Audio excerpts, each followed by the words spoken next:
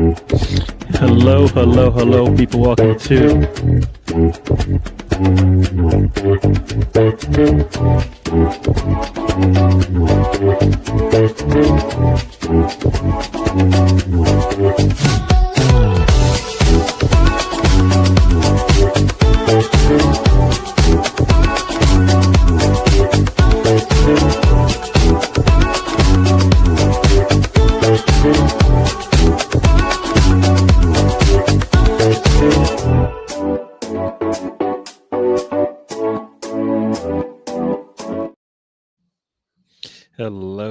Hello, everyone. Welcome to the show. This is the trip. And I forgot the name.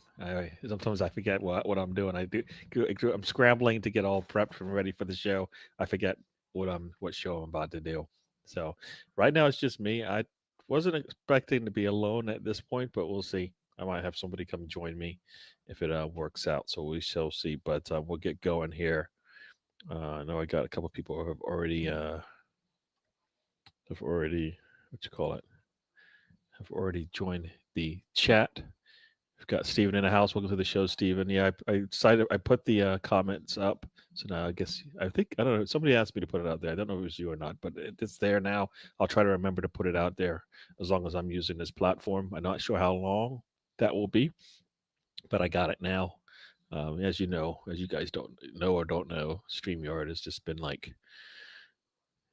raising their rates and stuff like that. So many people who have had it uh, might usually get off of it and go to another platform. So we'll see how long that lasts. But we're here now, so we'll use all the technology we got.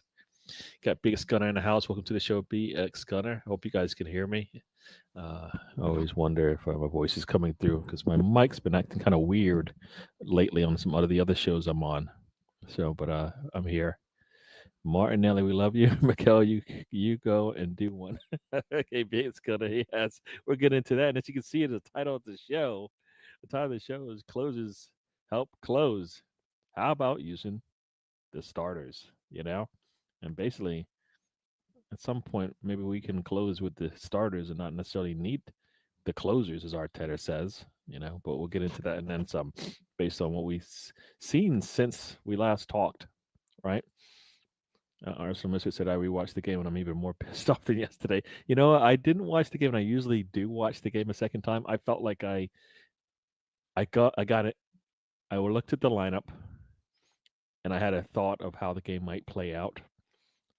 I don't think I was surprised by what I saw, but I knew that okay, at least we have a strong bench, so at least that will help, and it did.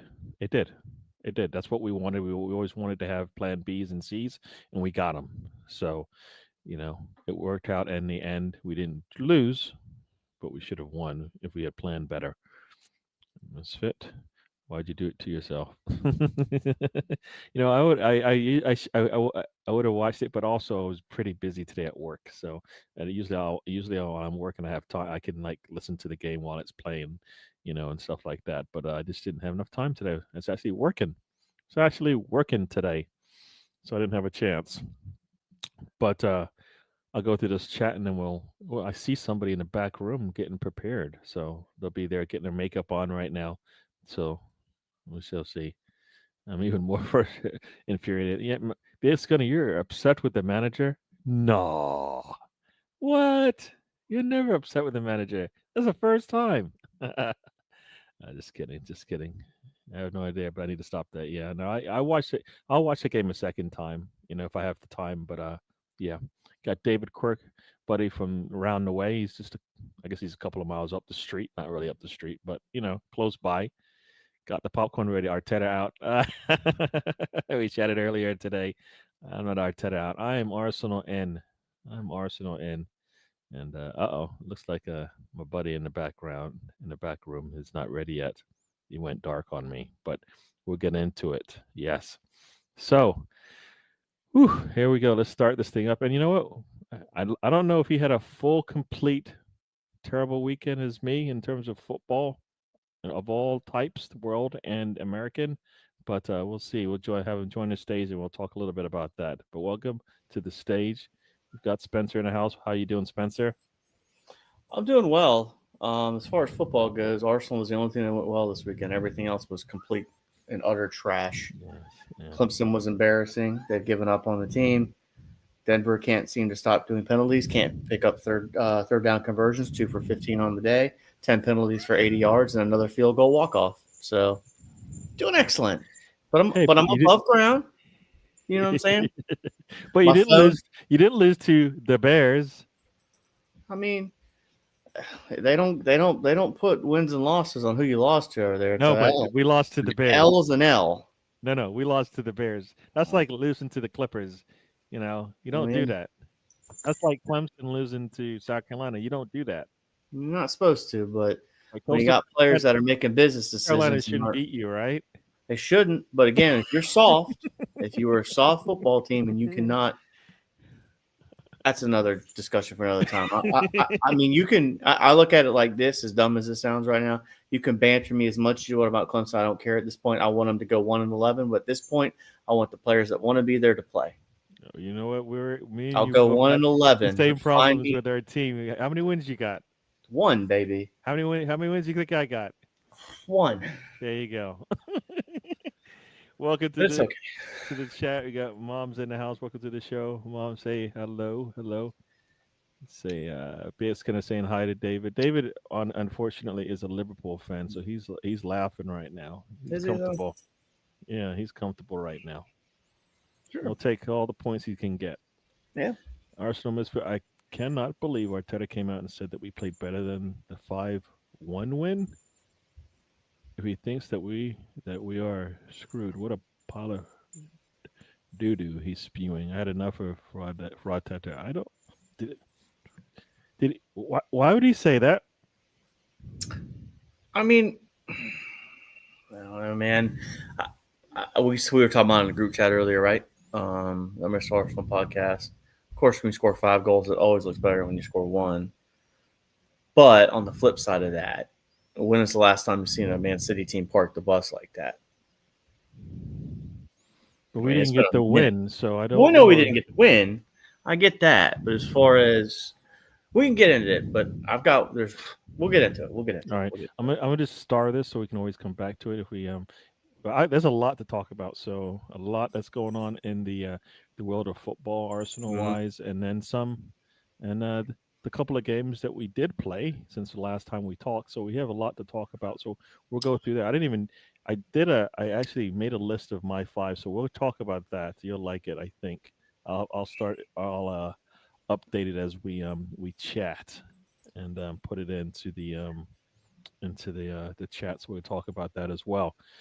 Got Anthony. What do you say, Misfit? He's doing the same nonsense he did after losing to PSG. No accountability and the king of deflection. Yeah. I don't know. Yeah, like I said, I don't really listen to him anymore because one, either he lies or it's a bunch of nonsense. Anyways, it doesn't Which really. I really don't get anything out of it every anymore. one of these every one of these coaches lie. It's Yeah, all a deflection game. I yeah, don't listen to many pro I, like it's just yeah. It's all. I'm all about action. You know what I mean? So I look at his Mhm. actions, and that tells me exactly what he wants to do. Not what he has to do, but what he wants to do because he's in control. Yeah. Got Mhm. Anthony Everett says, "Big up, Spencer."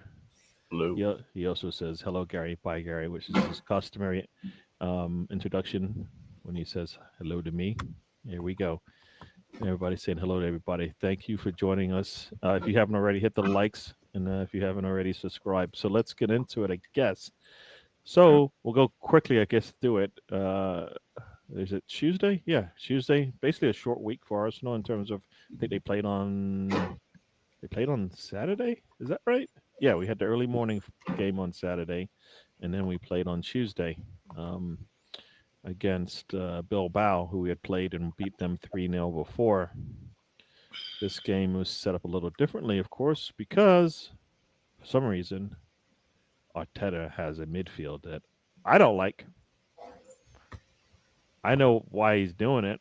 I don't like why he's doing it, but I understand uh, that's kind of his mindset. I can hear myself. I don't know if it's coming through your speaker, your mic, or if it's It shouldn't be. okay. It's gone now, so I don't know. So the Tuesday game. I'll let you talk on that first, and then I'll have my Didn't see say. it. Didn't see it. Oh, all right. So I then, never. I mean, this is gonna be you. Unfortunately, I was working that day, so all right. it was a busy day. I will chat on it, and I will also work on my 5 list as well. So that Bilbao, Bilbao's down men. So once again, we're playing a team without a full squad. They're dealing with injuries. Nico Williams is out. I don't know if anybody else, but that's one of the stars is out. So we're not even playing their full squad. We are playing them at their place. They are.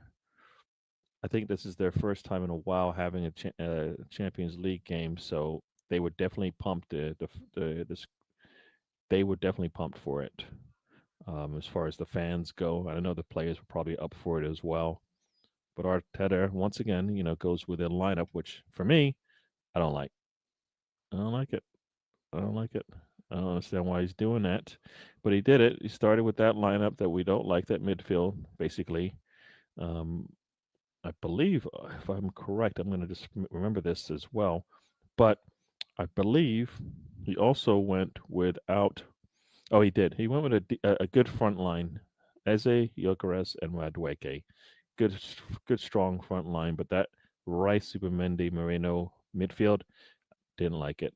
Didn't like it. Mosquera got a game, which is really good to see. Saliba was available. He was on the bench, but we didn't need him. He didn't actually play. Perfect. Game went really good for us that way. Really hard for us to get anything out of this game.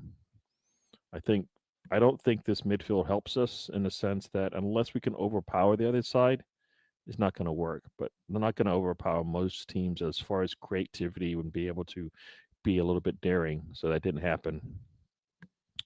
Uh, took us a while, took us a bit to get scoring going, which for 70 minutes, score was still 0-0. But before that time, we had decided to make some subs. We took off Eze, um, and brought in and Martinelli.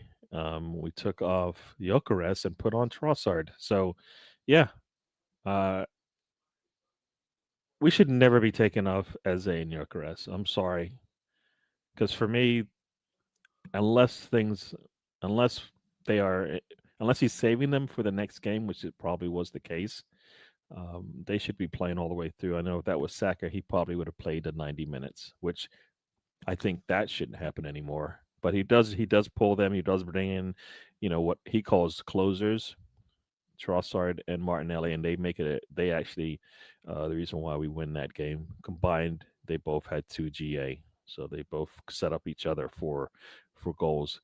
The perfect one was Trossard's little back tap or back kick, whatever you want to call it, which ends up to Martinelli, he misplayed it, but he misplayed it in such a way that the defender stumbled or just kind of got his legs all tied up, and next thing you know, Martinelli's off to the races, and bang, is able to shoot it low. Goalkeeper's not able to get down fast enough, and it just trickles into the goal.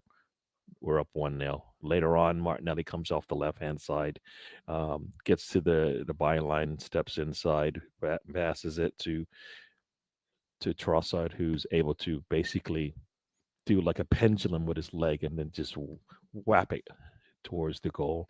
Deflects in. We're up 2-0. We go home. Very nice. We'll take it.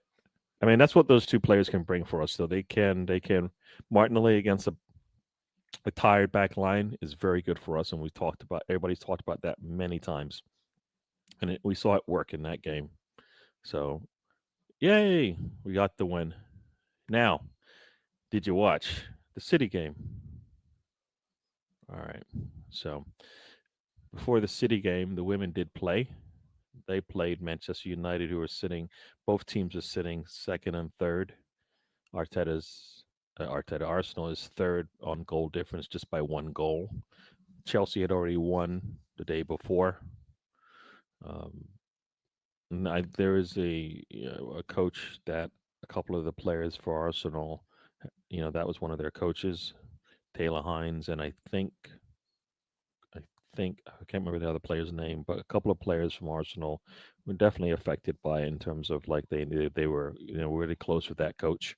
So there was a lot of that going on. So there were some changes made. Um, Arsenal came out pretty, for me, pretty flat with what we have in terms of our squad.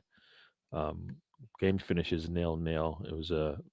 Kind of a it was kind of a blah game, and I think a lot of things had to do with that. Um, but we draw, so we still sit in the top three, 2 points off of Chelsea, who was able to get a win. And I think we played Chelsea, so that's not an issue there. But we can't go more than 3 points behind Chelsea, I don't think, because they could possibly still win out. We've seen them do pretty well. So that was how that game go. And as that's ending, the men start, and that's where I guess if you want not necessarily fireworks, but just yuck. That's all I'm going to say about that. Yuck. So the lineup comes out. Spencer, did you get this? You saw the lineup before the game? I did not, unfortunately. My phone's been having issues. I got to get a new one. So I've been getting this like network fail. So by the time I got home, the game was kind of on, if that makes sense. Like I got home and then it was, if that makes sense. So I did not get to see it till it actually kicked off. Okay. And my initial issue had nothing to do with the midfield. I was like, why in the living hell is Eze not playing? That was my biggest issue of everything. I was like, and what the heck did Trossard do to determine a start? That was my two big takeaways, more than the Rice, Moreno, Zubamendi, which got everybody upset. It's Eze not playing. That's what had me burn up. I was angry for like the first 20 minutes of the game. It made no sense to me. That was my initial reaction about the lineup. Especially when he pulled him off like the 65th minute, I think. Yeah. I can't remember what it was. Like I said, I didn't really see the game Tuesday, but he couldn't start. Like that's the other thing. Like he didn't start at Liverpool. Well, the halftime. Yeah, he came on at halftime, but he should have started the game. Yeah. As I should have been on the game in the beginning, period. Yeah, especially when you pull him out early, midweek. Yeah. I mean, if he played the whole 90 Tuesday or whatever day it was, okay. No, yeah, okay, yeah. I mean, if that's your argument, hey, he played the whole 90, I want to bring him on as a super sub. Okay, I get it. I mean, I did like the fact that you brought on Saka and Eze. Those were the right subs, of course, unfortunately, the Madueke injury. But the lineup, that was the Eze thing, man. The Eze thing burnt me up massively. I was hot about that even after the game. So irrationally. Yep. And you know what? Go ahead, continue. No, that's really it. I mean, that's exactly what I couldn't understand. Yeah. Was Eze didn't start the game. Couldn't wrap my head around it. And again, if your argument was, hey, I want a different left wing, then I still don't see what Trossard did to deserve a start. And then he almost cost us again. He almost let his, and this is the thing with him, and I know we're going to get to it, but I just want to say it now because I'm already heated. I want to get off my chest. Watching him be selfish after a ball's thrown him and throw it back at the player and be like, oh, you're 29, 30 years old. You're not a 6-year-old. You're not sitting here going to go like, well, this guy took my cookies, so he took my cookies, teacher. No. Like, be a grown man, be a professional. I mean, I see people flop all the time. I get that Bernardo Silva, there was like an issue going on there, but he almost got sent off again. And then could you just imagine? Let's talk about the narrative of this game. Of course, 1-1 draw, whatever, how people feel about that. But let's just say we had gone down to 10 men again with Trossard. I'd be burning Arteta up for putting Trossard on the pitch. We saw what he did at the Etihad last year, kicking the ball away. Whether you think it was Michael Oliver or not, it's still an unnecessary action. He heard the whistle. So that's my takeaway. We'll get back to the lineup. I didn't mean to jump ahead, but Trossard burnt me up. I was so angry at him and when I saw him still on the pitch after halftime, it infuriated me even further. No accountability for Trossard's actions there. Period. None. I guess we'll be fighting today. That's all right, but we're not fighting. This is normal. Yeah, this is normal. I'll go through the chat real quick. I can't lie, I'm in awe of how special Martinelli has been the last two matches. The second goal was unbelievable finish, but those are my only takeaways. Positive takeaways. No, you know what? Everything that Martinelli's done in the last two games is what we like about him.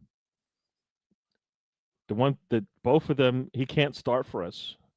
That's the thing. He can't start for us, but the things that he's done in the last two games is why we're okay. I think a lot of people are okay to keep him because he can do that, right? He can do those things that he did, right? He can't start for us. It just doesn't work. It never plays out. We don't get the same Martinelli that we get when he comes in late, like we've seen. He's whatever can't go 90 minutes, whatever the case is. But yeah, I think we like what we get from him, and that's why Martinelli and Trossard are good for us as backups. They are not starters for us. Not start for us. Here's a stat that I saw on another show today. We are the third worst team percentage wise in the Premier League at passing the ball forward up the pitch.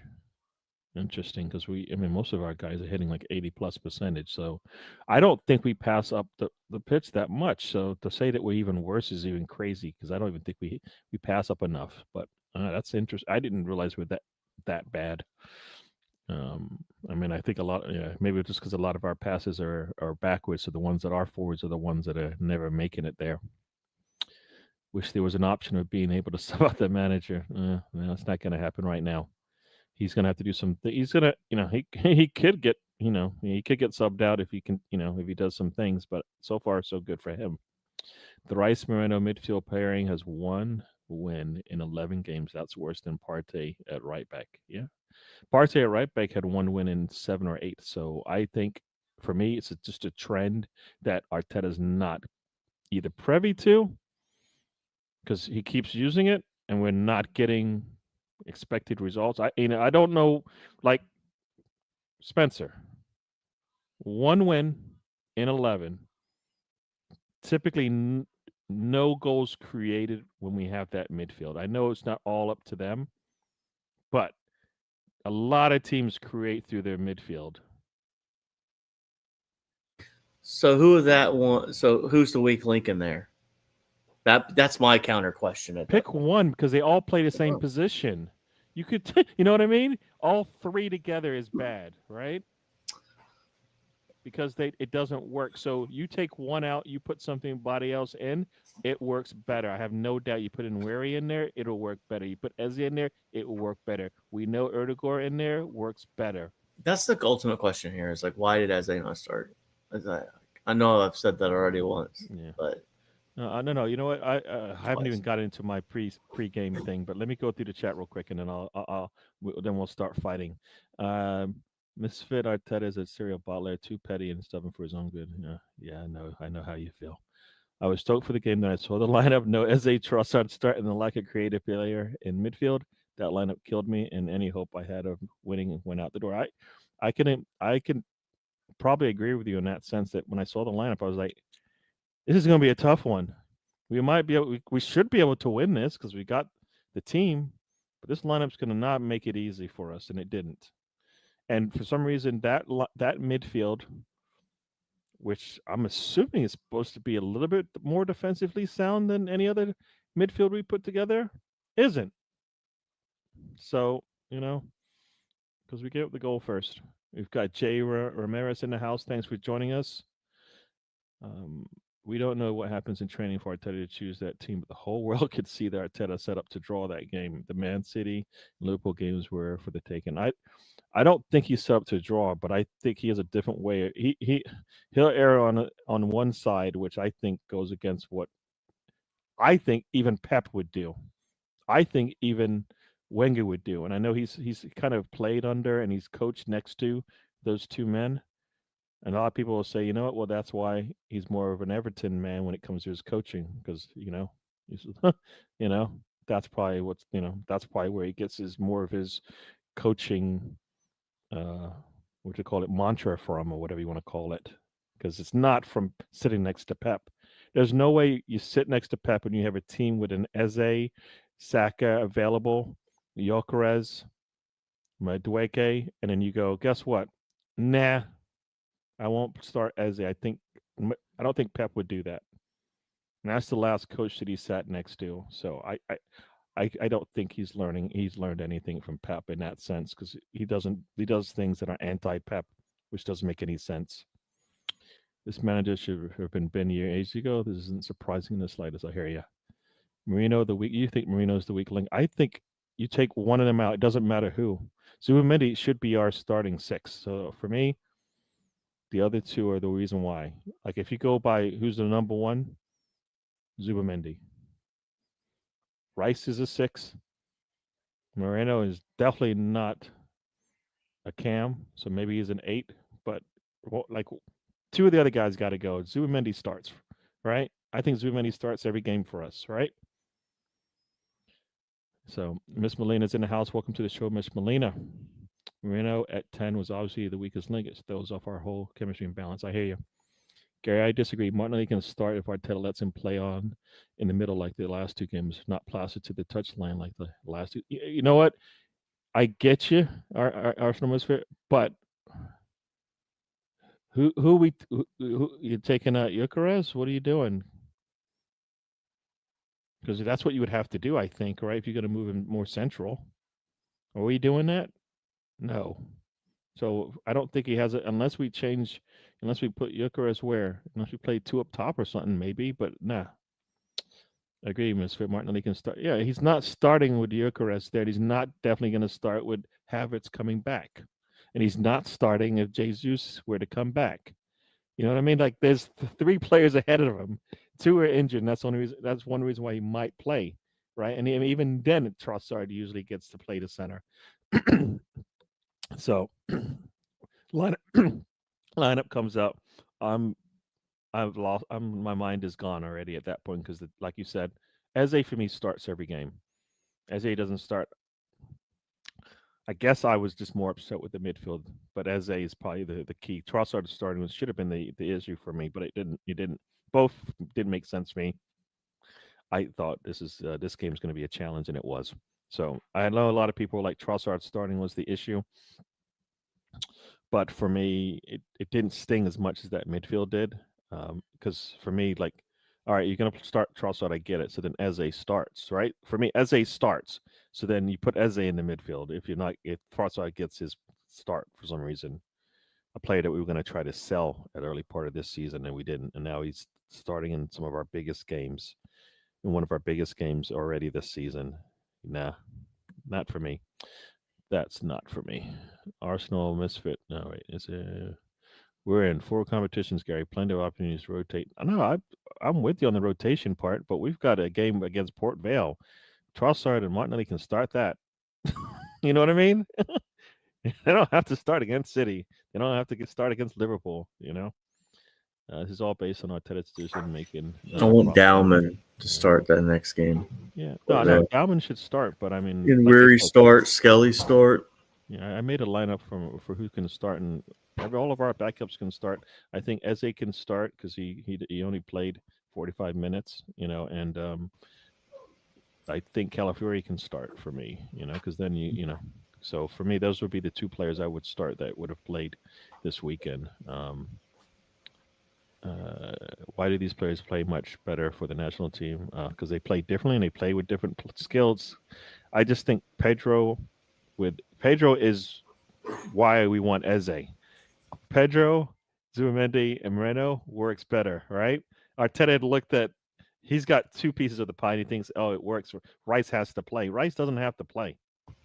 Competition, too, plays into that as well. Yeah. Rice doesn't have to play. Spain playing their last one. I mean, what was it?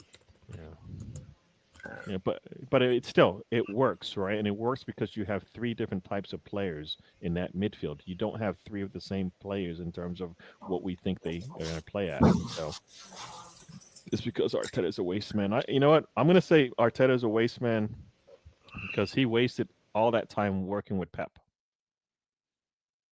If you've been sitting next to Pep for 2-3 years and you're considered like his number 2, the style of play that he's playing and the way that his players play would be anti-Pep in some respects for me.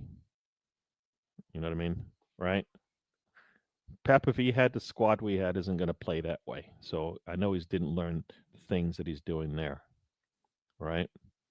You have a player like an Eze who can create, and he's shown he can do that. I mean, we just watched Pep play defensive as could be possibly. No. We just watched him do it for the first time in 10 years. So that is not a consistent trait of his.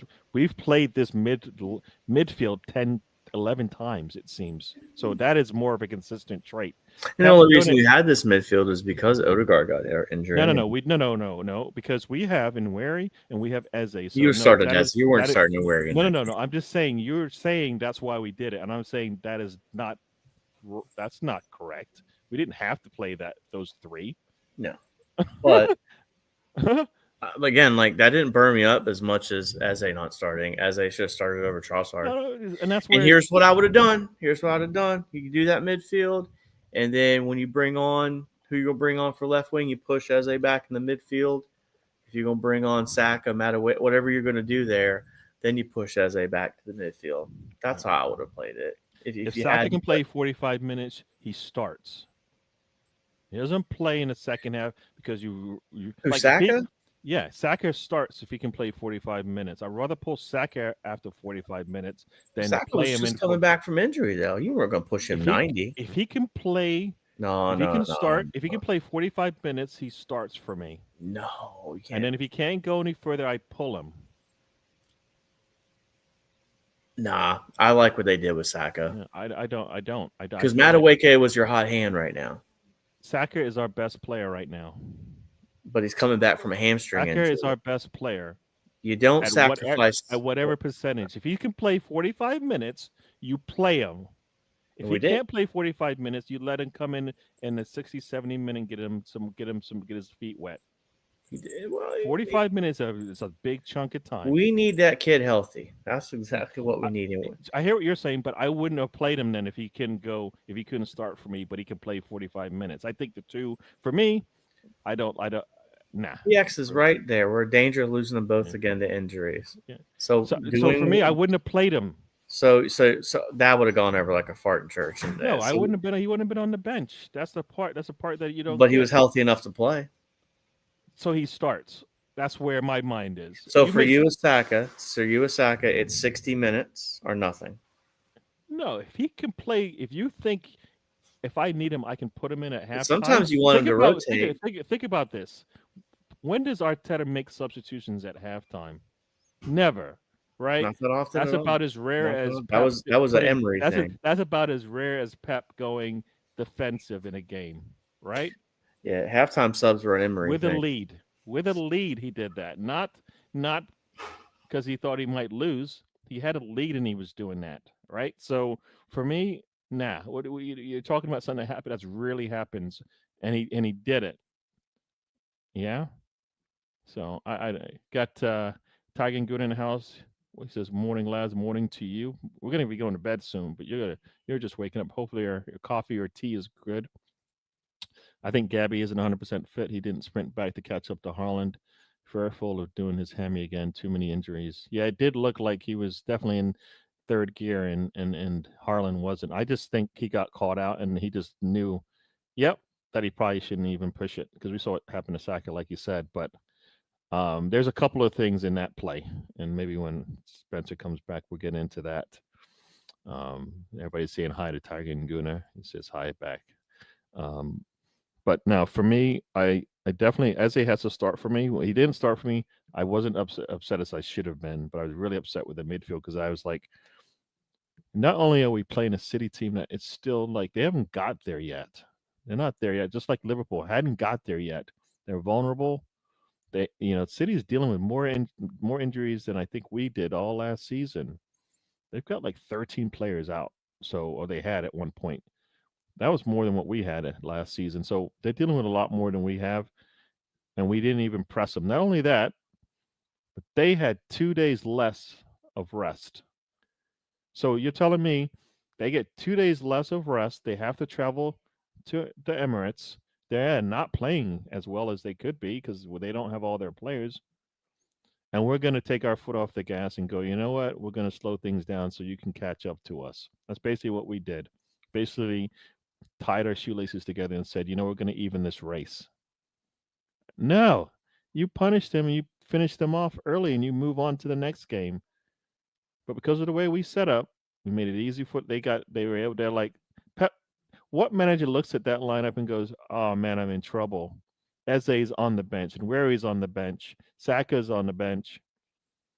Wow. All right. If I'm going to get Arsenal, I'm going to get them today. When I have an opportunity to counter, we're going to go 100%. And that's what they did. They looked like just any other one of those, bottom 10 teams that catches us out.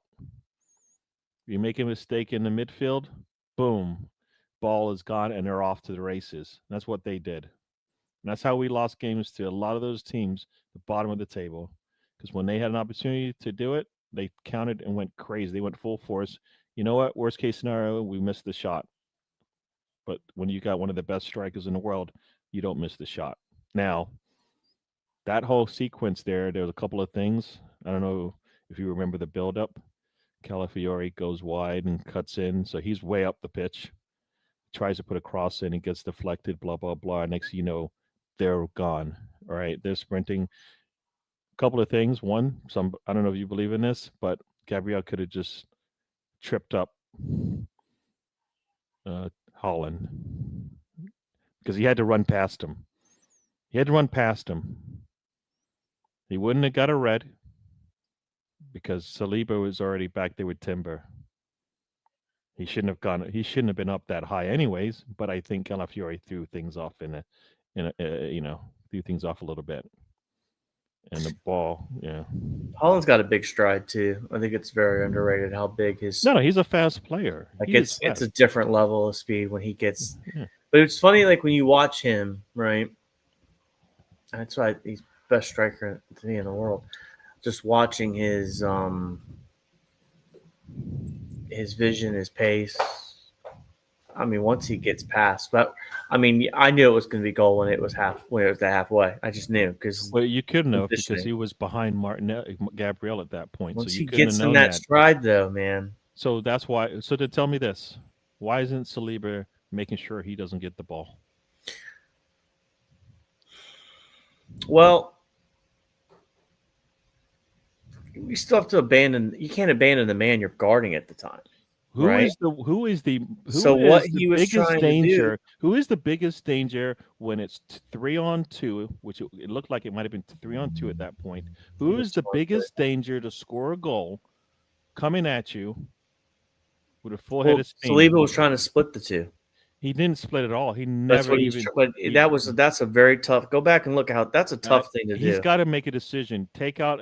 Make sure Haaland doesn't get the ball. Or let Reinders go test your goalkeeper. You can't let the guy with the ball test your goalkeeper. You got to hope that Haaland gets in an offside position. So what you got to do also is cut down the angle. Get tested by Reinders, then I'm going to give my goalkeeper. I'm going to give Haaland free rein. He did the right thing you're supposed to do. I don't think so. 2-1 decision. I think you take the biggest risk off the table. If that's so Saka, you can't abandon the guy with the ball. Saka coming down there, what do? Do you take Saka out or do you let him cross it into? That's technically on Gabriel to catch Haaland. It's not Saliba's job. Saliba's job is to try to cut down that angle. Me, right? How many times has Gabriel got in and cleaned up Saliba's mess? How many times has he done that? So for you to say that hold on, as a defender, you haven't watched enough football. I've seen Gabriel clean up many a mess. Well, here's the question: anybody else on the pitch? You've played this game before too. When you're stuck in a 2-on-1, you just gonna let the guy go to the goal? You have to err on. You got a goalkeeper behind you. You make sure the guy, the best player and the best striker in the world doesn't get. Trying to cut that angle. That's what he did. He pinched the angle to try to prevent the pass. Yeah, he's not getting the ball. When you're stuck in a 2-on-1, that's what you got to do. You can't can't just abandon the guy with the ball. You kind of making sure the best player on the pitch doesn't get the ball. But the best player on the pitch didn't have the ball. That's the problem. If that's basketball and Michael Jordan's coming off the right-hand side with nobody there, because there's nobody there at that point, Michael Jordan's not getting the ball. He's not getting the ball. I don't care who's going through the middle. Then that's fine. Scottie Pippen's going to beat you. Let him beat me. I'll take that any day. What are the odds? The result's still the same. I mean, you don't know that. Well, Reinders is not anywhere near the Pippen. He's not number 2 in. He's not number 2. Two different things. But as a defender, you snuff out the biggest risk. He tried to split it. That's what you got to do. I'm telling you needed to make sure Haaland doesn't get the ball. That's my thing. I hear what you're saying. Haaland doesn't get the ball. That's what you're trained. The defender's trained to split the To make attack. sure the worst case scenario doesn't happen, meaning Harlan doesn't get the ball with nobody in front of him. And that's why he split it. If you look back at Saliba's trying to split that Got pass. to err more on the side of Harlan doesn't beat me. I'm telling you, Harlan doesn't beat me. That's how I looked at it. Yes, all of that stuff that happened in the front screwed it all up.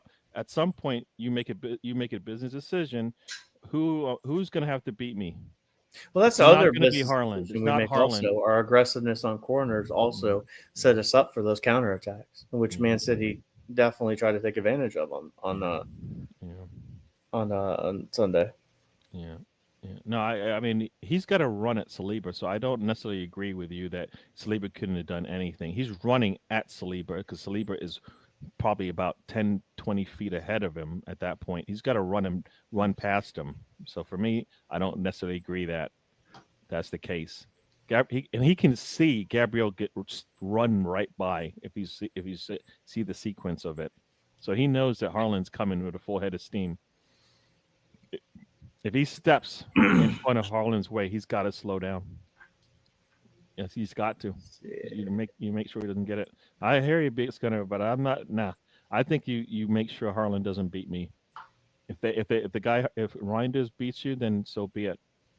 But it's not going to be Harlan in that situation. Oh no, he does this perfectly right. Timber and Saliba are right there. Reinders is up.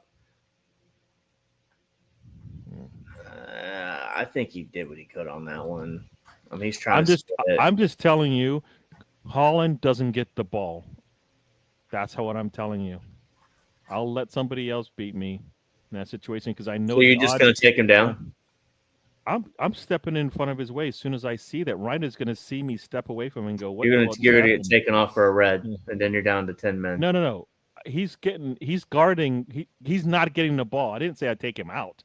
Gabriel takes him out because Gabriel's the one he runs by. So you want someone because right now I'm looking at it right now. So I've got Doku on the left wing. I've got Timber running back. I've got Saliba and Reinders, and Holland's back here behind Reinders about 10 feet. So someone should just take Holland out now. No. I'm not taking him out. You missed the whole. I never said take him out. I said he doesn't get the ball. That pass doesn't get made because he's not open anymore. If Reinders has to put that ball in the air, that even slows down the sequence there. And I have He's got no way. Okay, he doesn't stop him at all. He's on a dead sprint. He doesn't slow him down at all. He doesn't even think he's coming to get him, and he didn't. So, Holland, best striker in the world, is better than Gyökeres wins Gerd Muller Trophy. Holland had a bad year and he was injured last year. So yeah, he was. Harlan is the best striker in the world. So Jay is right. So he might have won the award because of all of the stats and stuff. But Harlan is the best striker in the world. Yeah, I'm sorry. That's like saying Rodrigo. Rodrigo's not the best 6 in the world. You know what? Why isn't he? Because he was injured. I mean, come on. So Jorgens has got a good point here about this one. Saliba does turn his position looking to Reinders, but he also assumes Gabriel is going to catch up to Holland. He just ran right by him, Spencer. His assignment is Reinders. Stop the danger. The danger is Harlan running free by himself. The danger is who the ball is with, apparently. Then you have Timber come across and it goes to Doku. I'd rather have Doku try and take the shot because how often does he score? I'm telling you, you snuff out the biggest danger and give the ball. Like, think about it. If that's Arsenal coming down, you've got Saka, Gyökeres, and Martinelli. I think the other team would rather have Martinelli get the ball with nobody in front of him because more than likely he won't make the shot. I think we're gonna have to agree to disagree on this one. Yeah. I hear what you say. I just think you stop. You make sure Harlan doesn't get the ball. You make sure. I know if you're playing. Here we go. Here we go. You've played sports, right? Yeah. You're a safety, and you got to choose between Jerry Rice and the tight end, right? Jerry Rice doesn't get the ball. I'm sorry. That's what you do. Right. Well, I'm talking about this game. No, but I'm just talking about in general. You take the biggest threat off the table. That somebody else is going to have to beat me. right? Well, let's look at it from this game, the game we're talking about. I've played defender in this game, and I've probably done the same thing Saliba does. Yeah. I'm going to try to split the difference between Reinders and Saliba. That way I can try to take away that pass. The problem with Saliba is his body positioning is a little awkward. So one breath you're saying you would have done that, but then you're saying he didn't. He wasn't But prepared he should. But if you look at it the way you're selling it to me is that Saliba should have just disengaged from Reinders and just gone straight to Holland, and that makes no sense to me. No. My thing is Holland doesn't get that pass. Whatever you have to do to make sure he doesn't get that pass is what you do. That pass doesn't get made. Reinders has to go. I think I might have to take this because he's cutting me off. That's what I want in that split second. The biggest danger off the table. Though I don't want him going there. Well, I got lackluster effort on the back end from Gabriel and Zubamendi anyway. Their runs are coming back are poor anyway. Yeah, you know what? And as David says here, if you go to Harlan, Reinders might slow up, and then you have somebody chasing behind that might actually come in and affect the play. There's different ways to handle it. I just think you make sure Harlan doesn't get the ball. So you err on that side. On that play, Lieber should not turn his back. Once he did, he lost position. Well, if that's the case, you have someone on Holland everywhere he goes. It's not what this situation. It starts off way before all of this happens. We break down because Calafiori, who is our left back, is nowhere to be seen. If that's Ben White, he's right there. He's right there. He's not bombing up the pitch, putting it across in that situation because basically everybody's right around the midfield area anyways. Calafiori is just faster, and he just, you can get in. The injury to Madueke will now force Ethan Nweri and Max Dauman to get more game time for sure. We'll talk on that because we got next game coming up. Ethan can play every game for us. That's the thing I believe. I think he can play any game for us. There's no reason he has to sit. There's no team we play. You go, nah, he can't play. No, I think we're past those days. We are past those days. The playing out the back, inverting nonsense causes too many trouble and unwarranted stress on our gameplay. Yeah. Not a fan of playing inverted. Here we go. Question: What's with all this crap long throw-ins? We lost the ball every time we did it. Just get it to one of our players closer and attack from there. How about another one for you? How many times in the corners? And I was texting my buddy. I was like, why don't we just pass the ball to someone at the top of the box? I mean, and here's my thought process for this too. My thought process was more about the fact of maybe I'll get a deflection. Take a shot from outside. Eze had a real good shot in the second half. What is also unsaid here is Donnarumma is now their goalkeeper too, and Donnarumma gave us fits in Champions League too. So, so there is that aspect to there. I hear you. For me, the throw-ins. My main don't problem like with them either. throw-ins, my main problem with the throw-ins is that we run them like our corner kicks.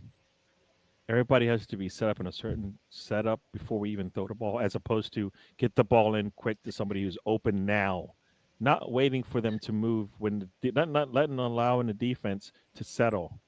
That's what we do when we do our throw-ins. It's just like it takes forever, and then nobody moves. So then we have somebody who's throwing in the ball going, I can't throw to anybody because you're standing behind the defender. How about you get it to the open space? Come towards me, do something. But you can't just stand there, and that's the other part. No sense of urgency on the throw-ins too. Like that's my biggest concern. Like a lot of our set pieces, all that stuff just becomes slowly done, and that's what I don't like. And I understand we're utilizing our strengths of our power of our big center backs, but you've got guys that can finish from outside the box now, like Eze, and you've got Yorkres. So like, I don't know. Like our set pieces, the throw-ins irritated me. The corners actually irritated me. Definitely, at least by the 80th minute, I'm like, okay, we tried slinging it in there. How about, and this is controversial, let's just take a quick pass to the top of the box and see what happens. We didn't do it at all, and that irritated me. I hear you. My friend agrees with me. Let Harlan shift your defenders towards Harlan and take your chance with Doku. I'd rather have the weakest link take the shot than the highest percentage player take the shot. So that's me. I think if if if Saliba steps towards Harland and Timber steps up to Reinders, we might even see that shot get taken at all. Because Reinders might not have an opportunity to pass the ball to him, and and then Saliba, not Saliba, but Raya sees all this happening in front of him and goes, the weakest link is Doku, who's all by himself. Maybe I'll come out and intercept that. So I kind of feel like we got to slow it. You got to slow somebody's down when they're running, right? Especially when it's sprint. Like if that was a wide receiver, you move a defender to them, they got to adjust and they slow down, and then you know what? They don't get a full head of steam, right? And they're gone to the races. That's what happened. Or you just got yourself a defensive holding penalty, first down, automatic. No, I didn't. Where did I even say you have to grab somebody? I said if you step towards a wide receiver while they're running at you, they will have to adjust and they will slow down. If you're in front of them, they can't. 2025 they can't run. They can't run you over. Have you played defensive back before? They can't. If you step in front of them, plays. They won't. They can't run you over. Have you watched them call the penalties? That's offensive interference. If you run them over, so stop. Nah. Have you watched them call these penalties? No, but you know what I'm talking about. You can't. I know what you're talking about. And my thing is to slow them down. You can't do the Legion of Boom no more, man. Boom it. And make sure if the quarterback sees the safety step towards your best receiver, they'll look off and see if there's somebody else. They will. I know they will. That's what they train to do. I think more respect and attention needs to be put on Martinelli's finish. That was absolutely phenomenal. Yeah. Even the goal against BILBAO was nuts. Take a touch off the head, then his foot and a goal. Yeah, no, he does well in those types of situations because we see it a lot, right? I mean, that goal against Chelsea where he's just streaming down the middle of the pitch, right? He does good in those situations. The thing is, he's not getting those opportunities in the first half of a game. He's not the way we play, not the way other teams play, and all of that. It's not happening. We see it towards the end of a game. Consistently, we see it.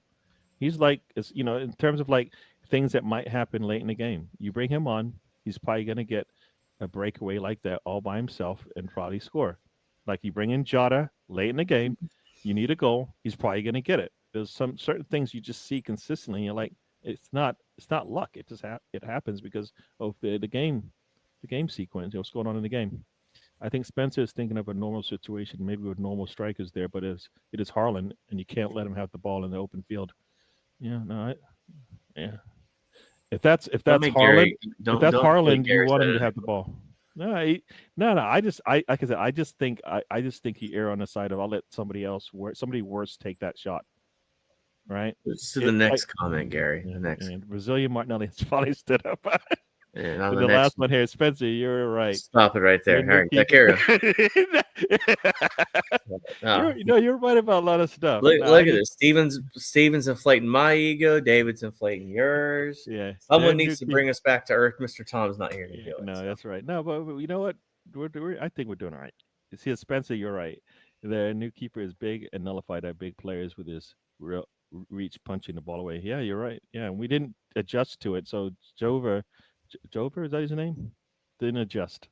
He knew how to play him. He just played him twice. It wasn't, and it's like a couple months ago almost. You know what I mean? So he knew how this is going to play out. He knew that the corners were not going to work the same way as they have against other goalkeepers. He didn't change it up, right? Supposedly we have new plays for every corner kick every game, and this is one where he needed to, and it looked the same over and over and over again. Yeah. Geez, Steven's right there also. Steven's right there. This is the PGML. Yeah. Step in front of Holland. It'll be a red card. The rules of the games mean nothing. I've seen Gabriel step in front of Harland, and I've seen Saliba step in front of Harland. So I hear you, but my whole concept was Harland doesn't get the ball. You do everything you can to make sure Reinders doesn't pass him the ball. I agree with BX. We should talk about Martinelli's finish. So long as you agree with that, as long as you understand where I'm coming from there, that's all I'm trying to do. Holland doesn't get the shot. That's my thing. I don't want him taking that shot. My point being, easier said than done. Yeah. Well, that's why you, as a defender, they play at that speed. They know who's coming at them. They can see it. He's right in front of them. This big 6'6" strikers coming at them. He knows. He's played against him many times. Holland where is the like danger Myles is. Garrett, right? He gets blocked the majority of the game, but he gets to the quarterback at least once or twice a game. Yeah. That's what he reminds me of, a big defensive end. It's like a Michael Strahan, right? Probably gets Sometimes contained the maybe he majority gets of to the the game. quarterback. Sometimes the ball's already gone. It don't matter, right? But the thing is, you err on the side of Myles Garrett doesn't get to punish my quarterback more times than not. He will break away, but you don't. When you like in that sequence, you have time to think about it. He's coming at you he's standing like 10 yards off the ball. You know what I mean? He's coming from a long way away. You have enough opportunity to decide what to do there. So that's kind of how I see it. But we're not going to agree, as you said. No, it's okay. So, I mean, I think it's yeah, a good discussion. I yeah, just, yeah. you know, Yeah. So let's get into the game a little bit more, I guess. Well, we've been talking for a while, and it's already almost an hour here. yeah, we were harping on the negative for so long. Like, Yeah. there's No, positive things. let's get to talk into it. about. Let's get into it. So Arteta makes a really good decision. Mhm. Personally, I think he should have made it even sooner. I think he should have made it at 30 minutes. Nothing was going to change in my So eyes. I initially thought when I saw the subs come on at second half, I saw Eze and Saka, and I was like, oh, here we go. Trossard on, Saka on from Madueke. Nothing changes. But then I saw Trossard lining up at the halfway line, and I was like, okay, all right. And Eze played the middle of the pitch, which I think this is something else here too. And with the Odegaard being out, does this become like this is Eze's time to go in there and take it? You know what I mean? Take that midfield position. You there? I hear you. No. ESPN Yes. just kicked on, and all of a sudden I'm hearing the NFL. So Madueke did get injured at halftime. Apparently, there's like a slight knee injury. I don't know if it's not an ACL or anything. Well, supposedly it could be out. It could be out for weeks. So it's big enough that yeah. No, when I heard him come off, I was like, oh man. And then later on, you hear it was an injury. And you're like, oh, even worse. Yeah, It's one thing when Arteta just pulls him because he's changing up, for football reasons. Mm-hmm. But then when it's an injury, it's even worse because then it's like he's not coming back. Yeah, no, and anytime soon. I thought Madueke was really good in the game. I thought he was very direct. He was giving them fits on that side for sure.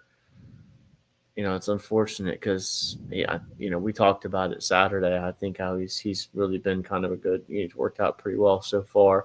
Would love to see him get that first goal. I'm not as concerned about that as others are. I want him to score, but I think he's played well with the team. I think he's fit in well, and I think I saw how cool it would have been a Sunday if he'd have been the one that scored, and just for the narrative of it as well. But wish him luck. I mean, need him back. I mean, that's a really good option. If that ends up working out and you can rotate him and Saka, I'm really excited about that. Yeah. So, no, I want him to get some GA just to shut up the noise. Not I for ignore another the noise reason. at this point. No. To shut up the noise. I know what you're talking The about. noise will go away once he does that because the only thing they can say right now is he's not scoring and he's not creating any opportunities. Well, look at Martinelli. Look at Martinelli No, scored on Tuesday. But here's look the at thing: the reactions. you've got Doku on the other side, right? Mm-hmm. And what is Doku doing? How different is he than Noni Madueke in terms of production? I don't know, Not any better. Not any better. Not any better. I mean, he creates havoc. Yeah. But does he score? He's not. No, he's not like scoring like crazy. He's not a threat to score. You know what I mean? So for me, the same reasons why they say, this and that about Madueke, I'm looking at it, and Doku has 2 assists this season. No goals. Yeah. So so Madueke, I think, I think is no different, and that's the thing. Whenever they talk about a fullback to bring in, a left fullback, a left wing to bring in, you look at all their stats, and you're like, Martinelli's just as good as them. Mm-hmm. And so then people are like, I'm still like, I still need something different. Did you just agree with me from last week? No, no, you know what? I hear that comment, and I'm like, I get it, but I'm always like, I need something different because it's not working for us. So either What I want from either Martinelli, I either want no, wait a Martinelli to second, be wait my a second, super answer, sub. wait a second. Either you change it so it Mhm. works. If you're not going to change it because you have a certain player profile that you need, then you go get that profile. Hmm. So you make your decision up, Arsenal. I'm going to say Arteta, but Arsenal. If he's not the player that you want him to be, and you don't want to change for him, go get the one that you need. What Right? I like about Martinelli is and this is, I like the fact if you can bring him on the 60th minute, he can run out of tired legs, or at bare minimum, he can waste a sub that the other manager did not want to utilize. Yeah. Do you know what I mean? Like he may have to bring in another fullback to have to deal with Martinelli. That's what I love about him is the fact that he has that speed, he has that pace. If you work out, I mean, I like him starting more than I do Trossard, to be honest, but I still prefer another left wing. Yeah. I mean, But I think my whole argument last week was, and not you, but our fan base treats him like he's, like kind of showed up like a Make-A-Wish kid. Not to be mean or anything, but that's what it feels like. Our fan base treats Martinelli like sometimes, and I'm glad he got his goals, man. I'm happy for him. I really am. My point being earlier was, he scored that goal Tuesday, and I saw Calafiore pointing back to the jersey, and they know the noise. Those guys are not tone deaf to it. So I agree with you on that. Madueke needs that goal because it's going to probably be the same. And we had people in our fan base making a change.org petition to stop the signing. Like, it's just insane. But yeah, hopefully he gets that goal when he comes back. I'm hopefully he's not out for long too. Yeah. No, That's the problem. It's a crazy and nothing, and that creates another narrative that he goes out and people are like, is Arteta overusing his players? And it's like, man, we're in the 5th game of the season, so it's Yeah. got to be something else, right? It can't just be like 5 games in and he's got an injury to his knee. Now, what is that? Is that because his knee was already bad, or did they diagnose when they brought him in? You know what I mean? I wonder if he had a weird tackle that we're not thinking about that we just missed. Stepped on something weird. Yeah. I mean, the Odegaard thing. Odegaard literally tried to jump out of the way of a tackle and re-injured his shoulder. I guess in theory you could get hurt doing anything. Moreno showed up and got hurt in training last year, I think. So Yeah. I don't. You can't pick. As I told somebody, I think it's Gabriel, because Gabriel took out Moreno when he first joined. Gabriel basically split open Gyökeres's head. I'm having a feeling Gabriel maybe, he wants that captaincy armband. This is him acting out. He met Madueke in a tunnel in the halftime, and next thing you know, the man's coming off injured. So I don't know, but I'm just joking there, folks. We're joking. But I just that injury, I don't know about that one, because it's like he just got here, and we're only like what? I don't think he's even played all 6 games that we played anyway. So I don't think it's one of those things where he hasn't played. He's played too much. He's played a lot of these games. Let's see, Madueke. He's played in 5 of 4 games. Yeah, he was a sub in the first game, I believe. He started 4, so he's started since Sacks of those are 4. Yes, because in the Leeds game, he started on the left side, and then Saka was pulled off, and he switched to the right side. And I think that's where he's shown his most strength. But again, I would love to see him more on the left side with a Saka out there too. On the other side, going with the Eze at the 10. I'd love to see that. Yeah, see, I agree with you on that one, but I just don't know how Arteta feels about sitting Erdogan. Oh, yeah, I don't know, but listen, I think this is the big thing that I don't think we're talking about here, and I know we've kind of sidetracked it from the game, but the rotation is going to be critical. And no, we have to rotate. But my thing is, if we're going into the finals, who starts for us? And for me, the players that start for us right now are Raya. Raya, yep. Gabriel, Saliba, yep. Timber. I don't know about the other fullback right now. That's a question mark for me. Right, Zubimendi. In a perfect world, I would have White and Timber starting. Yeah. So right now we don't know when White's coming back. No injuries. White and Timber start. Zubimendi starts for me. Yep, Right? Zubimendi. And then the next two are they're question marks because Eze starts for me. Mhm. Sacker starts for me. Gyökeres starts for me. Those Cool. are That's three my front players line they though. pick.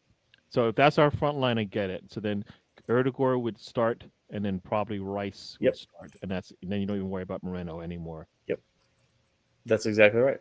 So That's what I would pick. But in the back room here, we got somebody who's hopefully we can hear him and understand him. But we've got let's bring him in. It's got Tony Turner from the Midwest. How are you doing, sir? Got 22 teeth removed. Yay! Wow. There you go.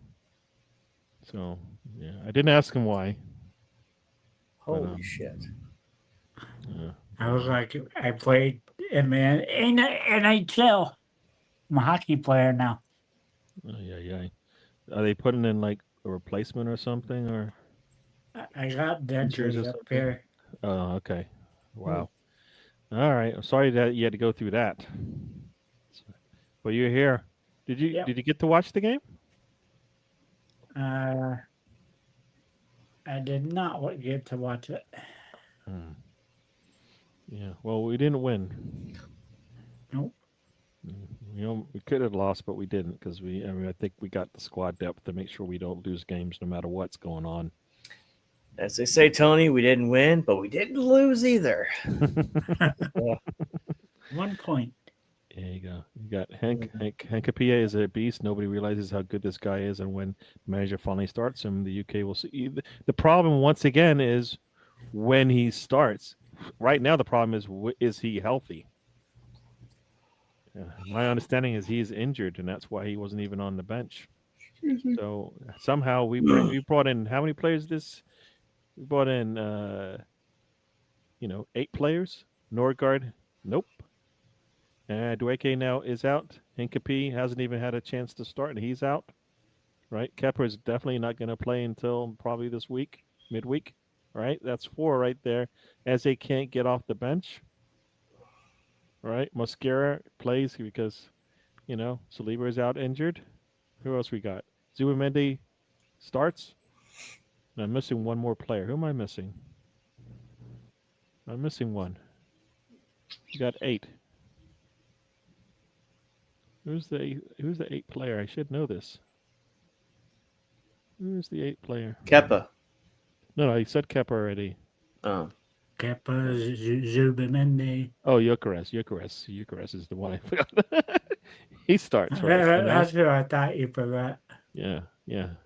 But no, so we've got 3 of our 8 that either had started their campaign injured or are now injured. Yuck. This manager has killers at his disposal and refuses to unleash hell, is what McBeaksgunner says. Yeah. Tiger and Guna says, good morning, Tony. Yep. Good morning. He says it was a frustrating game to watch. Yeah. Yep. Once again, all the fingers end up pointing in the manager's direction. He has a plan. I just don't know. I don't think he has his players. He can't get his players to execute it. Well, the players also were irritating me on Sunday too, especially in the second half. I feel like they were really trying to find this perfect shot. And it was just like, you're just going to have to take a shot. And I'll tell you this, I feel like that's coming from somebody. I don't think that's them deciding, you know what, I got to be players perfect. making the decisions too. I don't think they're allowed to make certain decisions. I think everybody's like, no. See, for me, either you're coaching it or you're letting it happen. So that's how I believe that it works in football, in sports in general. Either the players are being instructed to make the plays work out a certain way, or they're doing whatever they want, and Arteta's instructions are not being met. Pick one. It's one of the two. It's a good question. I'm borderline blaming the players too. Yeah, but I mean, when they set up in that back 5, again, this has been the problem that we've had in the longest time, trying to break down a low block. What is the first instinct for most of our players when they get the ball? Play it, push it to the wing. Yeah, nobody wants to go through the middle, and nobody wants to take a I don't shot. understand that. Like Erdogan seemed like went weeks without taking a shot, and I'm like, why is he not taking a shot? You know, Question. and for me, that's being coached. I think it's damning. We took 12 shots, 3 on target. They took 5, 3 on target. Hmm.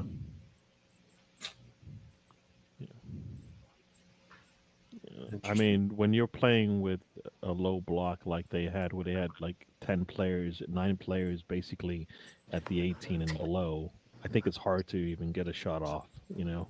Definitely one on target for sure. So I find it, I find, you know, and yeah, and and that happened in the late in the second half of the game. I mean, people can try to compare that with when we played at the Etihad last year, but we were down 10 men for pretty much a half. Totally different situation. They had 31 shots, 11 on target in that game, but they had a lot more time. Yeah. We didn't have as much time as them, so it's the different. I think the first half for us is where we had problems in terms of the amount of shots we took off. We still took more shots than them in that first half, but I think we should have had better players on the pitch to actually perform those tasks. You know, I mean that first half. Let's see, in that first half, we had 4 shots to their 3. Yeah, and I think in that second half, right? In that second half, we had 8 to their 2, right? So Yeah. no, I just feel like you know what, it's totally different situation, but when they play when I think when a Pep team decides to play a low block like that, they're going to be pretty they're well schooled at it, and they were. They did They do were. some good defending there. A lot of times the crosses would come in and their guy would be there first. Yeah. There was a lot of good positioning. We had plenty of opportunities in that second half to take the Mhm. lead. I mean, so I think the first 10 minutes coming off the second half, I think was probably our best 10-minute stretch of the game from a shot selection and from a possession-based opportunities. As they had a really good opportunity, I think Saka had a good opportunity.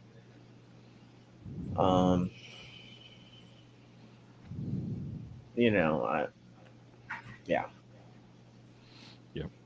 Yep. I hear you. I just don't know why we started Mourinho again. Yeah. Well, Moreno and Trossard for me, Eze starts, so pick a spot for him. That's the thing I don't get. That's the thing. Eze should get, like I said, Eze is one of my starters. So find a spot for him. If that's left wing, I think Eze at left wing is better than Madueke. It doesn't even matter. I think Eze at right wing is better than Madueke. I just think he's a better footballer, and he'll get the job done. We'll have more chance of getting more out of it. So Better field vision for sure. yeah. 100%. That pass shows it for Eze to look up and actually know where to put the ball. Like, Yeah. it's He's a great done that- finish by Martinelli, but The man's done pass this twice is already, better than right? me. He's done this twice already. The cross to Gyökeres and that ball to Martinelli, and I still feel like he still hasn't earned his keep. He still hasn't earned a starting spot in this team. Until I see it, I won't believe it. We play Newcastle on the weekend. He should start. Should, but And will that's the he? question. He should start. That's the problem. I'm saying should. The players are just bailing him out this rate. Players are, he's putting plays, making that right decisions right now. Problem is he's not starting. He's not starting from a good spot. Right? We should have we should be able to start better than we have. He's not starting from a good position, and we have better players that could be on the pitch, and he's not doing it. So, and that's my concern there. Is I mean, I know a lot of Lego people. logic. Lego Yeah. logic. Yeah, I know a lot of people are saying that a lot of these players aren't his players, these type of players. If they're not, maybe he's setting it up for the next guy. Because I mean, Anybody here thinks Gyökeres is not a player that that can't work for Arsenal? I don't think we have a player that another manager would come in. I say this without knowing the context of who would be the next person that would say, "No, I can't use this guy." No, but is Gyökeres a player you go? Yeah, "No, you're I gonna don't. use him. I'm not. I don't want to bring him in. Like as a player, as a man, any kind of manager would go. No, I can't find a position for him. We just said Right. that there's not a player on this team that I don't think. Oh, another okay, manager- all right. So Yeah, it was yeah. a lot of words that confused. No, me. I know. I said it. I basically elongated it and kind of chat GPT'd it to the extent of, and just kind of the waddle. You're the guy that fills the paper, right? They say 100 Man, words. listen, man, they say 500 words, man. 200 of them might be fluffer words, but you know, hey, look. You know, Oh yeah. man, I hear that. It's the Arsenal. This manager has and is fully exposed. He's doing himself in at the moment. We'll see. We'll No, we're see. 5 games in. We're 5 games in. No one's been crowned champions yet. Yeah. I mean, Still got- yeah. you know, Liverpool still shows they've got some sort of. I mean, if look at some of the games, the Bournemouth game, and then even Burnley, they needed to be bailed out, so they're going to drop points. If they don't get better. That could get not- better, and but right they're now, not gonna all win. They're not going to win all 38 games. That's No, I'm not. not saying that, but I'm just saying that Isak and Worth are not clicking yet because one's not healthy and the other one's just not clicking yet. Well, my thing is just to remind our fans is that Arsenal potentially any chance of winning this title has more to do about what they do against the Bournemouths, the Burnleys, you know, the Crystal Palaces. That's going to have the bigger impact than winning against City. And right now we've got 8. Because I mean, goals look at 22. I think Yeah. we got 1 point from Southampton out of 6. Yeah. Right. Well, I'm just saying right now we've got 8 goals from that bottom tier teams right now. Yeah. Right. So Manchester United, we should have got more goals in that one, but I think we just didn't set ourselves up for that. But that's just that's how I'm viewing this right now. We're 5 games in. Mm. You know, I'm irritated about the result from Sunday. Yep. Because I think that you should have always at home, Big Six, you should go for the win. Period. Yep. I can live with the Liverpool tactics because going away for the Big Six, a draw bare minimum, I think that's okay. Again, my thing is, win every game. I get that, but the expectation for me is if we go to like Chelsea, United, Liverpool, a point bare minimum. At home, you should get all 3. Yeah. Always, you should make the Emirates a fortress. We have to 18 win games. against Liverpool. We have to Yeah. win. That can't be it has to be a wash. I mean, Anyone this team's see? talented enough right now I think that's we're not thinking. In theory, you've got Odegaard and Weary and Eze that can all play that 10 position for you, right? Mm-hmm.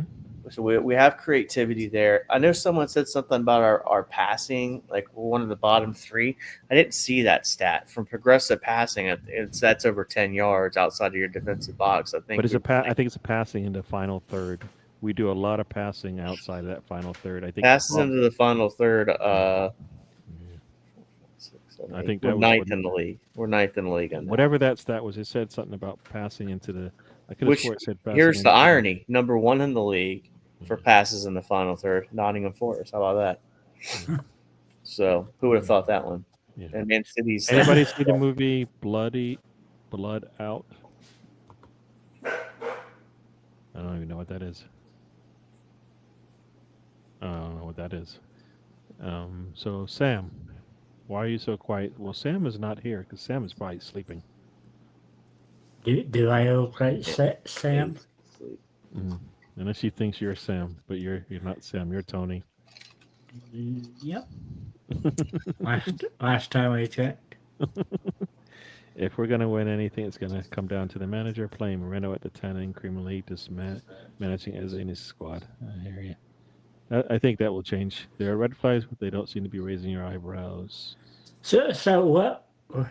How do you feel if Martinelli doesn't get by 93rd minute goal, Spencer? The fact that we didn't, Yeah, no, the fact that we didn't score in the first half for me, and we didn't even feel like we were gonna score in the first half. I'll was tell what you my. disappointed me. Go, sorry. Yeah. I'll tell you my reaction. Stop celebrating and go get that damn ball, and let's go kick this off again. There was a video that showed Zubamendi going to get the ball, and the City players basically trying to get in his way so he couldn't get the ball. The referee's standing there watching it. Eventually, he does get the ball.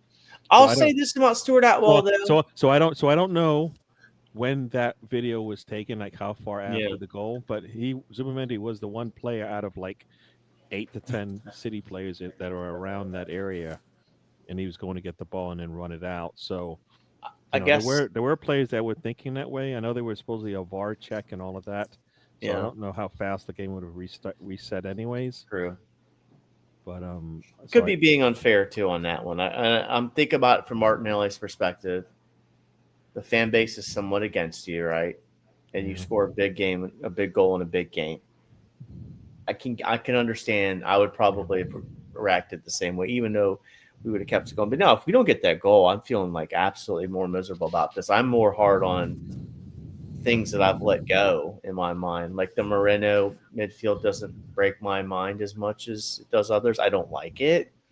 But I think that the thing is you don't like it, but that creates the whole situation. That's why we have to come the back. in Eze 90th thing to minute. me was unforgivable, and I still Yeah. can't forgive him for not starting Eze. Wait, for not starting like here's the whole thing. You know the video, right? Right, the video that he's doing with like right and all of that, and the songs playing, right? Yeah. Yeah. We did everything against that. The way we've treated him so far. It's the second big game in a row we've played. First Liverpool, now City. He's sitting there watching it. Yeah. He plays with Crystal Palace. He's playing. For Arsenal, he can't start for us. Disappointing. That's disappointing. You're wrong, Gary. He starts against Atletico Bilbao, arguably the least important of those 3 games. So this whole like, I'm being well, you know sarcastic. what? Yeah, with Being this whole thing sarcastic. of like, you know what? Havertz plays because he costs us the most money. For me, he goes out the window because Eze is our most expensive transfer this window, and he can't get a start. So I'm like, and then if that's Arteta saying, you know what? No, I'm not going to start him because I didn't want him. Legitimately just listened to Clemson football talk today about that, specifically talking about the 4 biggest NIL earners and how they don't even deserve to start right now. And at the end of the day, put somebody else out there. Don't care if they're the highest earners. Yeah, I'm always about Best picking players out. I'm all about put your best players out there, even if they have to play out of position. We've seen it in every sport. Silver is playing as a fullback. Why? Because they want to make sure they have their best players on the pitch, right? He shuts down Saka as a fullback, right? He shouldn't be able to do that, but he does, right? That's where Arteta doesn't get it. Put your best players on the pitch. They're going to do whatever you want because they can. Madueke can't create right now, can't score for you right now, but he can get past his man. Eze probably more likely will create for you right now the way it is, but you put him in front of the goal with an opportunity, he's probably going to score. Right? Eucharist with the ball at his feet with the goal in front of him will score. Who's going to do that for you? Right now, it's only Eze seems to be the one that's going to create. He's created already. Calafiori can create as well, but I just don't like the way he bombs up the pitch. He needs to stay back with like where Timber is. Don't cross that midline sometimes, And if he does bomb up the pitch, make sure he takes a shot because that's the only reason why I want him anywhere near the goal because he's taking a shot. Because I fear when he bombs up the pitch, he just punishes Gabriel, right? And we've seen this before, right? We saw this before earlier part of Arteta's reign when you would have Bellerin bombing up the pitch, leaving Holding all by himself in a North London derby, and you're like, how is it that you've got a one-on-one with Son against like Holding or something like that? And you're like, well, because you know what, your fullback is in the middle, is in the goal, is in the 18. I just think that concept doesn't work. And we don't need to do it now. We supposedly have better players, and we're still doing it. You're right again. Last season, we got 4 wins from 14 games against the mid-table teams, and we dropped way too many points from winning positions. We dropped. It was 14 games we dropped points from. All right. I mean, and over half of them we had leads in. Yeah. I mean, that's where we're going to lose it this year if we don't handle the business But like against the lower teams. right now, we have an answer because Gyökeres is Yeah. feasting in those games. And that's fine.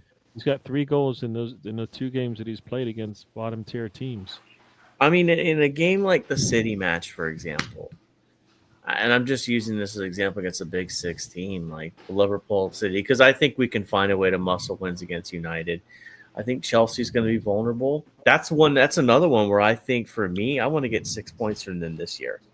I'm not accepting a draw at Stamford Bridge. Our defense is too good for them. Absolutely agreed 100%. There's only one team, 2 teams probably that really we have concerns about offensively with their attack, and that's Liverpool and City. Newcastle's going to be a different animal without Isak now. Yeah, but they're going to defend like crazy, and we know this. So they're going to bully. We got to see what. That's the thing. I wonder how different we're going to look in those games. That's why I'm like, I get the anger and the disappointment in Arteta and the track record of whatever is. I get it, but I think we're going to be different in some of these games where we only got the 1-1s. That's where I think this team's going to be different than that last year's team is. You got to look at City and Liverpool in like a pod of their own. Now, granted, this is a 38-game marathon or whatever, but like if the thing that's killed us is our inability to put away the bottom half of the table. Yeah. Well, we can't say that, but we've done it already. So right, and we're trending in that direction. If that continues, then we're good. But like the problem now for me is, can we have our best players on the pitch when they're healthy? Yeah. I mean, and that's another concern. You've lost Havertz, you've lost Odegaard, you've lost Saka. Saka's back now. You know, Madueke's out. White's been out. No guards missed time. Like you have, and I think they said it on the broadcast on Sunday. You've got probably the best backups at Arsenal right now. But that, to me, this is still another thought. As I saw the sub, I went and looked at it later. It's pretty exciting, and I know you don't want to hear me say this, but it's exciting to know you can pick from Eze, Saka, Martinelli, like in where he's on there. Like that's exciting to know that we have attacking options, right? That should never ever. You're missing my point here. No, but that should never ever be our bench. All right. My point being is we have options that we haven't had in the years past. Yeah. And that's where you should be somewhat excited. And you can talk about Arteta and being too negative. I think he was too negative on Sunday. And some people say he's been way too negative for the entire time he's been. The Liverpool one, I'm gonna die on a hill. I understand the Liverpool setup. I get it. Yeah. I don't. When there, it's hard. Eze there, but I don't. When you still have an Eze, he's available to play. Well, the argument with Eze for the match fitness thing is stupid because Eze had played with Crystal Palace. He had played in the Community Shield. He was match fit. Yeah, he played before you even played, and you're saying he's not ready. That doesn't make no sense. Stupid. You're lying. You're lying to us. It's dumb. Let's go through the chat real quick. Yeah, but he said it himself, Gary. In the article I read, he said he was a huge international break to get fitness. I'm just saying I would rather have him on the pitch, even if I can't use him for the full 90. So that's me. It makes no sense to me. You start him. You go out there, you put the death knell out there, then you bring on Waneri. Why isn't Waneri playing? Yeah, and Waneri can only play when Erdegaard gets injured. That's kind of written as a contract. It's got to be written somewhere. It's like that's the plan. Erdegaard comes out injured, and where he plays. So supposedly, when Erdegaard can play. And where he can play in that game as well. But when Erdegaard is out, we weren't going to play we weren't going to play him anyways because we played Moreno. That's the way I'm logically figuring this thing out. Because that would be the only reason why and where he can't play. Right? It's because Erdegaard wasn't going to play in that game anyways. Logic is not allowed. I'm just saying. I'm just kind of piecing things together based on actions. Zoumeni has that dog in him. I think he's a tough player. I mean, he's not. You know, he's a tough player. He just scored a worldie, a fantastic finish. Let him celebrate. No,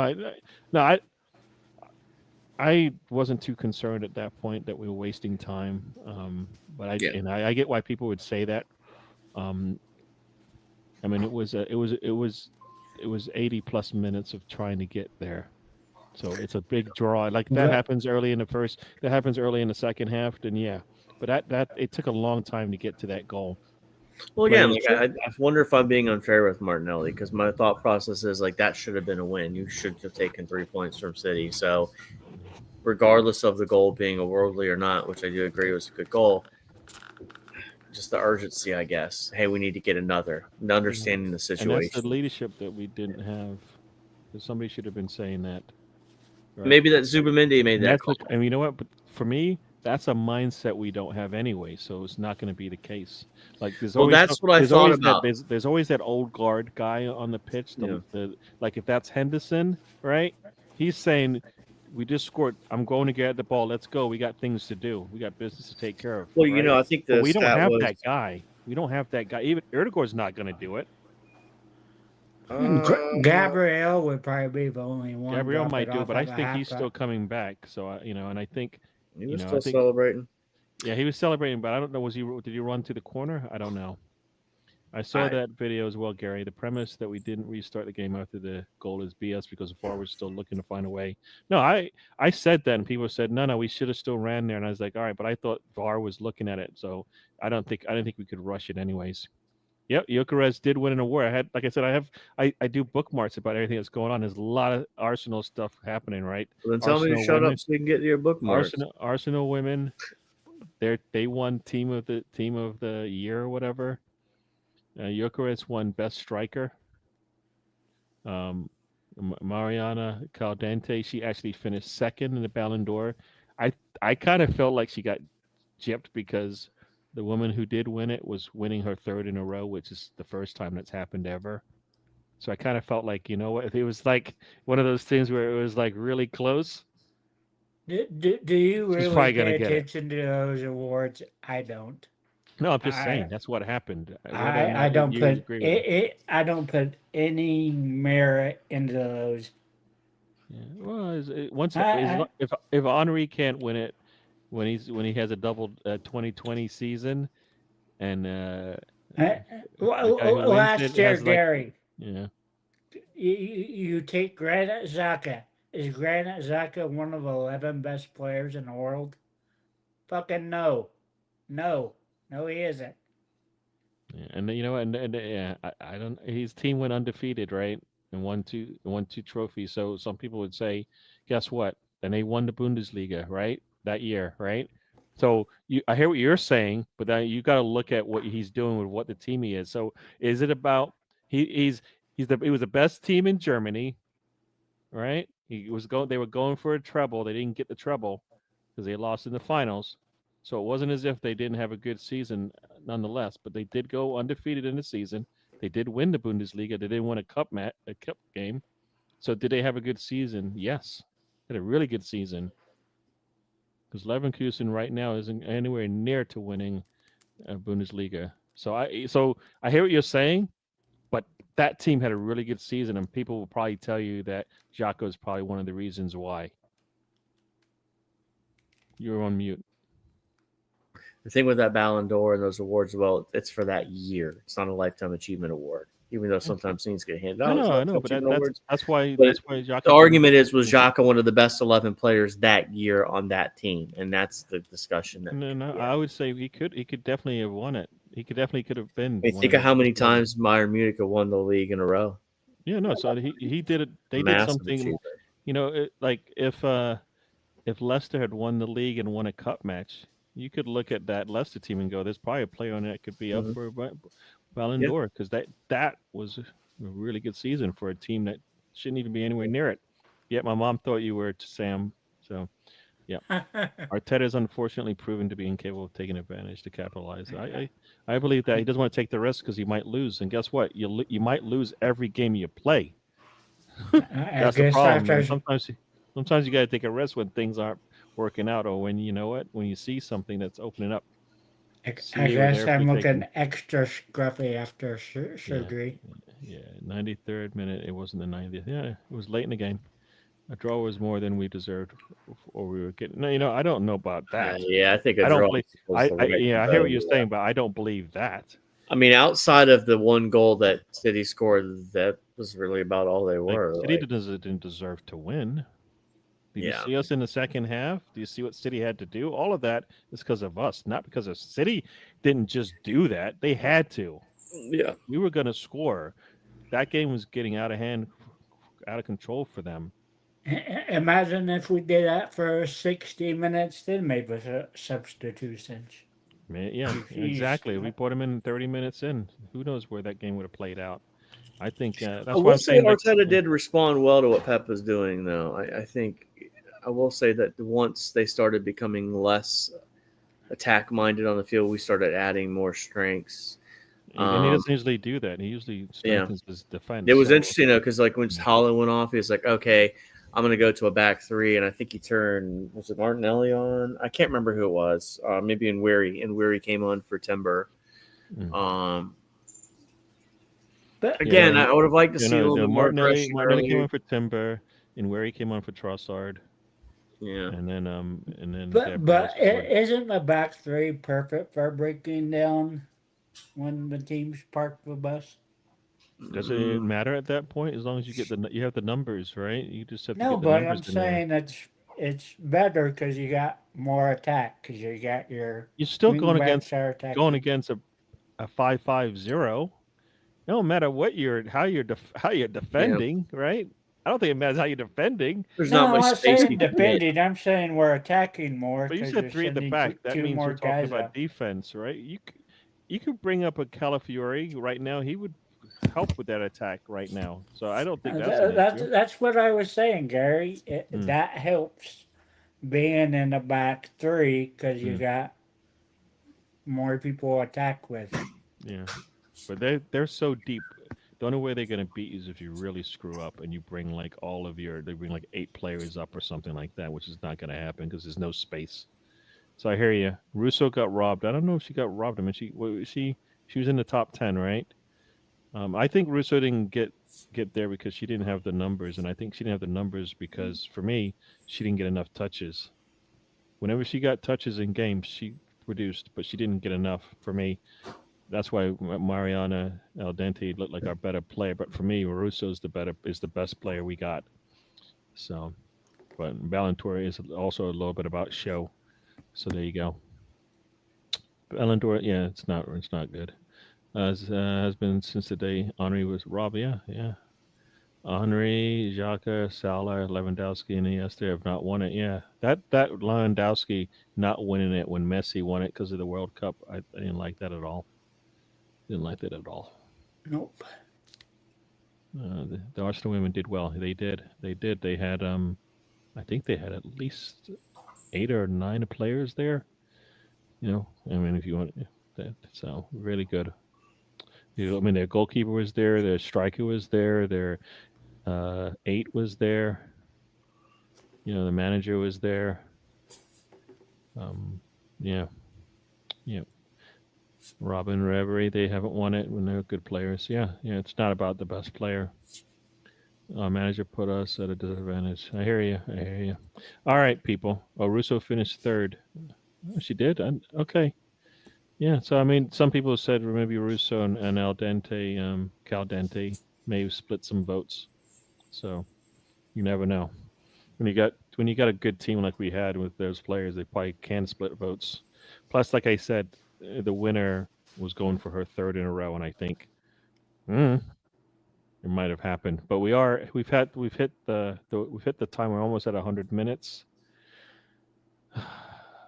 So I think we're gonna get out of here. We'll do this again next Monday. We'll take a break after next Monday. I'll be away in mid-October, so we'll take a little break there. Next Monday, Denver plays, so I won't be here. Okay, so I'll be here because it'll be before I take off. So we'll see how that plays out. But the week after, I'll be away. So I could do probably the first 30 minutes with the Broncos play at 8:15. So yeah, we can do that. That's all right. That sounds cool. Spencer, I'll let you have the first say. Although ironically, well, thank you for letting me have the first say. It says there was a meme, an NFL meme says if you have plans next Monday night, do not cancel them. Jets and Dolphins, Bengals, Broncos. So, all right. Anyway, so moving on to something a little bit less serious or more serious, depending on where you stand on things. Yeah, look, 5 games in, thought we'd be closer to about maybe, I don't know, 12 points, 13 points, but we're at 10.